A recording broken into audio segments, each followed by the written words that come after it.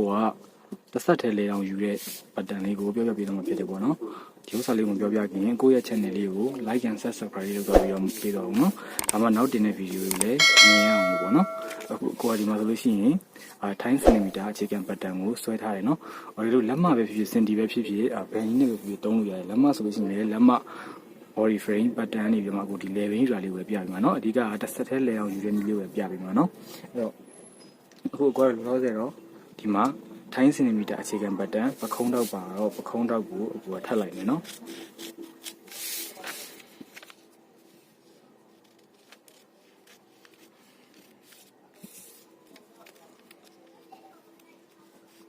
ဒီလိုမျိုးလေ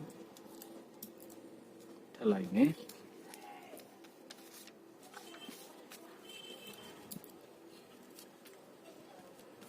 ရပြီနော်ဒီလိုမျိုးထပ်လိုက်မယ်ထပ်ပြီးလို့ရှိရင်အခုဘယ်လောက်ယူမလို့ဆိုလို့ရှိရင်သူကပုံမှန်ဆိုလို့ရှိရင်ကိုရဲ့အနောက်ကိုဘယ်လောက်ချမလို့ဆိုလို့ရှိရင်လေပင်ဘေးအကျယ်ကအကိုတွေစင်တီမီတာနဲ့ဆိုလို့ရှိရင် 7.5 ဒါမှမဟုတ်လို့ရှိရင်8စင်တီမီတာနော်ယူလို့ရတယ်လက်မနဲ့ဆိုလို့ရှိရင်3လက်မနော်ဒါဘေးအကျယ်ယူလို့ရတယ်နော်အဲ့လိုတော့ပဲအဲ့ထက်များသွားရင်မကောင်းတော့ဘူးတော့ကော်လန်တက်မှာဆိုတော့အရင်ကြီးကျဲသွားရင်အဆင်မပြေဘူးနော်အဲ့တော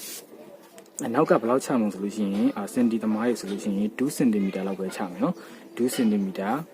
ာလောက်ဆိုလို့ရှိရင်အဆင်ပြေတယ်နော်အဲ့ထက်တော့အများကြီးမချနဲ့အရန်ကြီးချရလို့ရှိရင်ကော်လန်ကအနောက်ကိုလန်သွားလိမ့်မယ်နော်ဒီပေါ်မှာထောင်လေးမနေတော့ဘဲနဲ့အဲ့တော့လက်မသမားရေဆိုလို့ရှိရင်ကိုဒီမှာ6စိတ်လောက်ချမယ်နော်အဲ့လိုမျိုးအဲ့တော့အတိုင်းချတယ်မချထားပြီလို့ရှိရင်ကိုတော့ဘာလို့ပြရမလို့ဆိုရှင်ဒီမှာဒီအနောက်ကလေပင်ပပတ်လေကိုဒီလိုမျိုးလေးတိုင်းပေးရမယ်ကိုေးပြီးတော့နော်တိုင်းကိုေးပြီးတော့တိုင်းပေးရမယ်အဲ့တော့ဥပမာကိုကခုဒီမှာဘောနော်တိုင်းတာ8စင်တီမီတာရှိတယ်ဆိုကြပါစို့နော်မြင်ရတယ်ပြတာ sorry 8စင်တီမီတာရှိရနော်8စင်တီမီတာရှိရဆိုလို့ရှိရင်အဲ့တော့ဘာလို့မလို့ဆိုရင်ကိုဒီကနေပြီးတော့မှနော်အပေါ်ကိုတောင်းမမြင်လေးတစ်ကြောင်ထွက်ပေးရမယ်အဲ့တော့အခုကဘာမှမလုပ်ခင်ဒီပတ်တန်ကိုခဏလေးမျိုးကိုက်လိုက်မယ်နော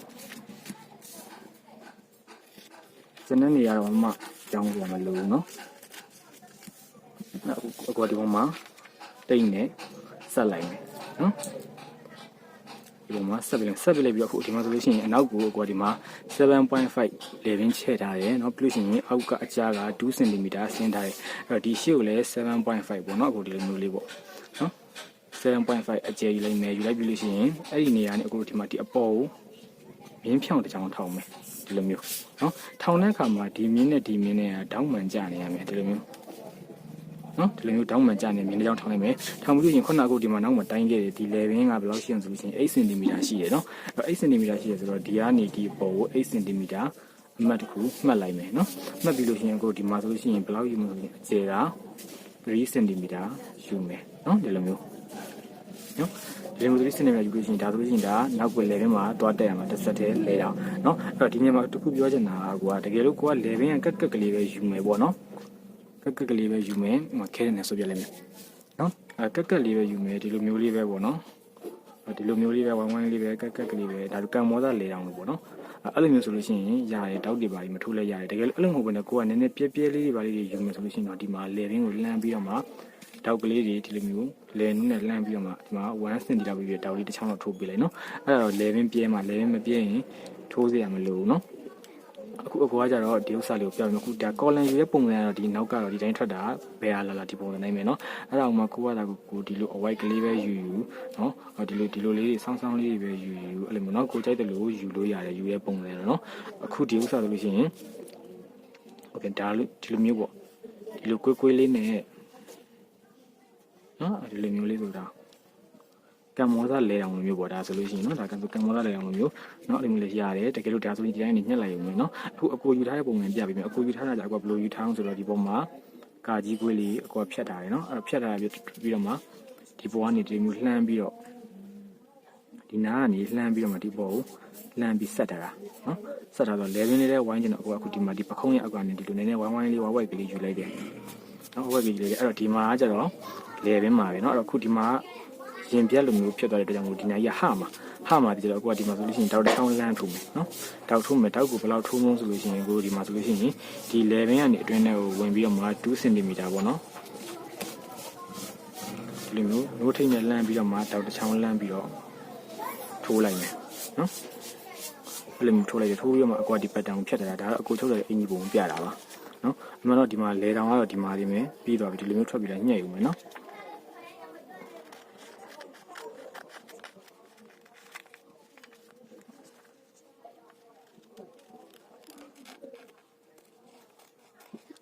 နော်ဒါကတော့အကိုချုပ်ထားတဲ့ပတ်တန်ကိုတလက်စားလည်းပြပေးလိုက်အခုအကိုချုပ်ပြမယ့်အင်ကြီးပတ်တန်လေးတိုင်းနော်အခုဒီမှာဆိုလို့ရှိရင်အကွာဒီမှာဆိုလို့ရှိရင်လေတောင်ကဒီတိုင်းယူမှာဆိုတော့ကြတော့နော်အကွာကျအဖွင့်လေးပေါ့ဒါပေမဲ့အပိတ်ကြီးမဟုတ်ဘူးဟာလေးပဲဆိုတော့ဒီလိုမျိုးလေးအပေါ်ကိုဖြတ်မယ်ဒီနားကနေအကိုယူမယ်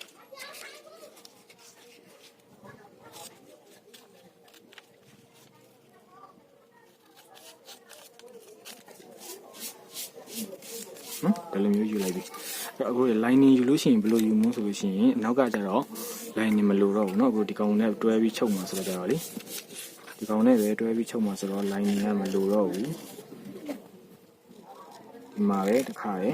ဒီကုတ်ပိုးလေးရာဒီမှာပခုံးချင်းတွဲမယ်ကိုเนาะတွဲပြီးတော့မှဒီအခောက်ကလေးကိုဒီအနောက်မှာလာပြီးတော့ဆက်ပေးမှာเนาะအဲ့လိုမျိုးဆိုတော့မလိုတော့ဘူးနောက်ချမ်းအတွက် lining ကရှေ့ချမ်းကိုကြတော့နော် lining ဘယ်လိုယူမလဲဆိုရှင်ဒီမှာ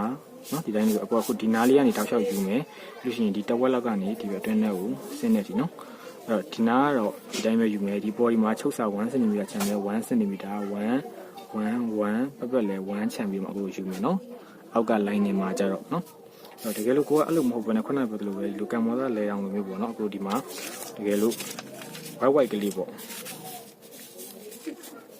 နော်ဒီလိုဒီမှာကိုလိုမျိုးအပြက်ကြီးမဟုတ်ဘဲနဲ့ဒီလိုမျိုးလေးဝိုက်ကလေးယူမယ်ဆိုလို့ရှိရင်လည်းရရနော်အဲ့ဒါဆိုရှင်တော့ကိုဒီနားကနေပြီးမှ lining ကိုဒီလိုမျိုးယူလာပြီးတော့မှဒီတိုင်းလေးအောက်ကိုယူပေးရမယ်ဒီလိုမျိုးနော်ကိုအဆင်ပြေတယ်လို့ယူပေးလို့ရရနော်အခုကတော့အခုဒီမှာကိုချုပ်မဲ့ပုံစံလေးတိုင်းပဲပြပေးလိုက်တယ်အဲ့ဥစ္စာလေးကိုအခုချုပ်နီးပါတခါလေးပြပေးလိုက်မယ်နော်ဒီမှာဟိုကပိတ်စရဲ့အလှချမ်းပေါ့နော်ဒီခလဲကောင်ကိုချုပ်စာ1 cm နှစ်ခုကိုပူပြီးချုပ်ထားတယ်ပေါ့နော်ပြီးတော့မီးကျွေလေးဖိထားတယ်နောက်ပြီးကြတော့ဒီ lining ကိုလည်းဒီခလဲကောင်မှာ1 cm အကိုချုပ်ထားတယ်ပေါ့နော်သူတို့အလဲလေးကိုဆက်ထားချုပ်ပေးထားတယ်ပြီးရင်ကက်ကြီးတောက်ဖို့တော့ဒီလိုတောင်လေးတွေကိုအကိုဒီမှာနော်ချီစိတ်စိတ်လေးတစ်ကြောင်နင်းပေးထားတယ်နော်သူ့ရဲ့တောင်လေးတိုင်းပဲနင်းပေးထားတယ်နော်ကကြီးနဲ့ကြိုက်လိုက်လို့ရှိရင်ပြတ်ထွက်မသွားအောင်လို့ပေါ့နော်အဲ့လိုမျိုးနင်းပြီးတော့မှအခုဒီမှာကကြီးကြိုက်လို့ရှိရင်အဲ့ခုနကနင်းထားတဲ့တောင်းနေရာလေးထိရောက်အောင်ကကြီးကိုကြိုက်ပြီးမယ်နော်အဲ့ချီတစ်ကြောင်နင်းထားရင်တော့ပိုပြီးခိုင်တာပေါ့နော်အဲ့ဒါမျိုးချီလေးတစ်ကြောင်တောင်းလေးမှာနင်းပေးထားတာဖြစ်တယ်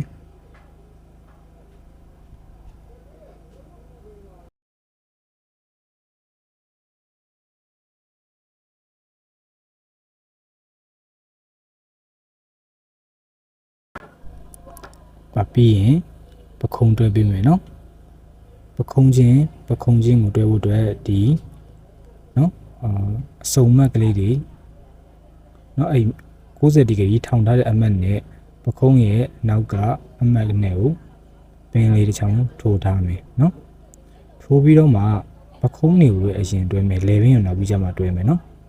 ပခုံးကိုပဲအရင်ပင်ထိုးပြီးတော့မှပခုံးကိုပဲအကိုကတော့အရင်တွဲမယ်အဲ့ဒါပိုလွယ်တယ်တကယ်လို့ကိုကကျွမ်းကျင်လို့ရှိရင်ပခုံးတွေရောလေပင်တွေရောတောက်လျှောက်ပင်အပ်တွေထိုးသွားပြီးတော့မှပုံမှန်အင်ကြီးချုပ်တယ်လို့ပဲတောက်လျှောက်တွဲသွားလို့ရတယ်နော်အခုကတော့လွယ်တဲ့နည်းကိုပဲအရင်ပြပေးထားတာနော်အဲ့ဒါမို့အခုဒီမှာအကိုကပခုံးတွေကိုပဲအရင်နော်ပင်ထိုးပြီးတော့မှပခုံးနှစ်ဖက်ကိုပဲအရင်တွဲမယ်နော်ပခုံးနှစ်ဖက်ကိုတွဲပြီးသွားမှလေပင်ကိုပြန်ပြီးတော့နင်းပါနော်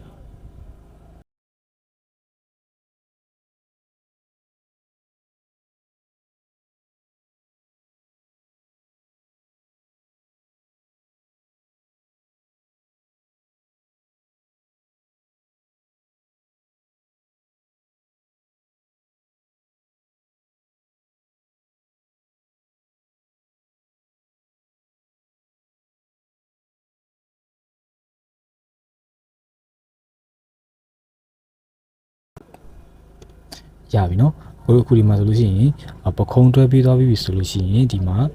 လေပင်ကနော်အပေါက်ကြီးဖြစ်နေလိမ့်မယ်နော်အဲ့ဒါကြောင့်အခုဒီမှာလေပင်ကိုပြန်ပြီးတော့ပင်းလေးတွေထိုးပြီးတော့မှပြန်တွဲပေးမယ်နော် အဲ့တော့ဒီနောက်ချမ်းကိုဟိုဒီမှာပူးပြီးတော့မခက်လက်ကောင်အမှတ်လိုက်ပဲเนาะကကြီးလေးတောက်ပြီးတော့ပြီးရင်အဲ့အမှတ်နဲ့ခုနကအကိုတွေနော်တစ်ဆက်တည်းလေတောင်ရဲ့ဒီလေမှတ်နဲ့ကိုနော်ခလက်နှစ်ခုကိုပင်းလေးနဲ့ပူပေးထားမယ်ပူပေးထားပြီးတော့မှကျန်တဲ့နေရာတွေအကုန်လုံးကိုလည်း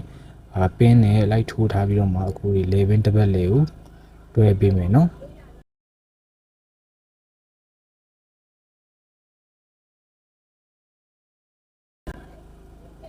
တွဲတဲ့အခါမှာလေပင်းတောင်းကနေပြီးစမှတွဲပြီးအခုပခုံးဘက်ကနေပြီးတော့မှနည်းနည်းလေးနော်နည်းနည်းလေးယူပြီးတော့မှတွဲပေးမယ်နော်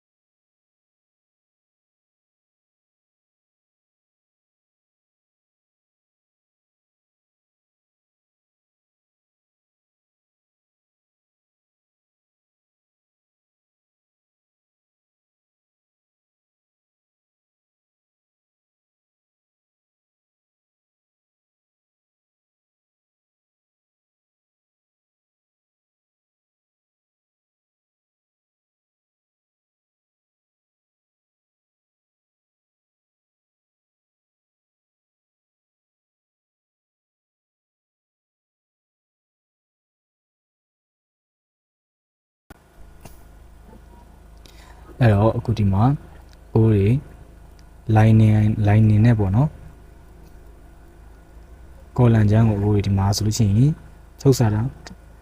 1 cm ခြံထားတဲ့နေရာကနေပြီးတော့မှတောက်လျှောက်နော်တကြောင်နင်းပေးမယ်လေမင်းနေပြီးတော့အိုးဒီမှာပခုံးထိတ်ကနေပြီးတော့ပေါ့နော်ပက်ပက်လေးကို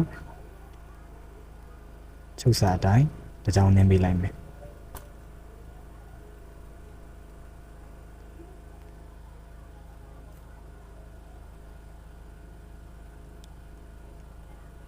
မြင်ပြီးတော့ရင်ဟိုတွေချုပ်စာတွေကိုကက်ကြီးကြိုက်မယ်ပြီးလို့ရှိရင်လေပင်ကိုလည်းကက်ကြီးတောက်ပေးထားမယ်နော်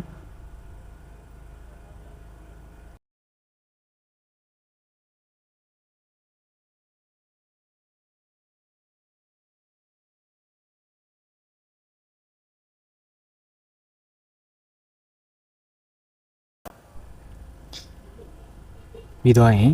ထောင်းနေရအောင်ပေါ့နော်ချုပ်စာ1 cm ခြံထားတဲ့နေရာကိုကက်ကြီးလေးနဲ့တောက်ပေးမယ်နော်ပြီးလို့ရှိရင်မီးဘူးလေးနဲ့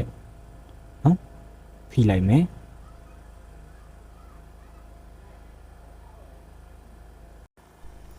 ပြီးတော့ရင်ပခုံးဆက်ထားတဲ့နေရာကိုဒီမှာကင်းချလိုက်ပြီးတော့မှခွဲပြီးတော့မှမီးဘူးဖိထားမယ်နော်လေပင်ကိုတော့ကက်ကြီးတောက်မယ်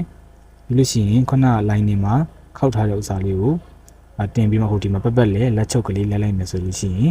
ရပြီเนาะအဲဆိုလို့ရှိရင်ဒီမှာတီတီတက်တက်နဲ့လှလှပပဖြစ်တဲ့တစ်ဆက်ထဲလေတောင်ချုပ်တာလေးပြီးသွားပြီเนาะခုဒီမှာအပေါ်ကတော့အောက်ချမ်းနဲ့မတွဲရသေးဘူးပေါ့เนาะရေဖြန်းပြီးတော့မှမီးဘူးထိုးထားတာလေးပေါ့เนาะဒီမှာအပေါ်ပိုင်းလေးပဲရှိသေးတယ် အားလုံးပဲ like ချုပ်ကြည့်ပြီးတော့အဆင်ပြေကြပါမယ်เนาะတကယ်လို့လိုအပ်တာရှိရင်အကိုကို comment မှာပြောတော့လို့ရပါတယ်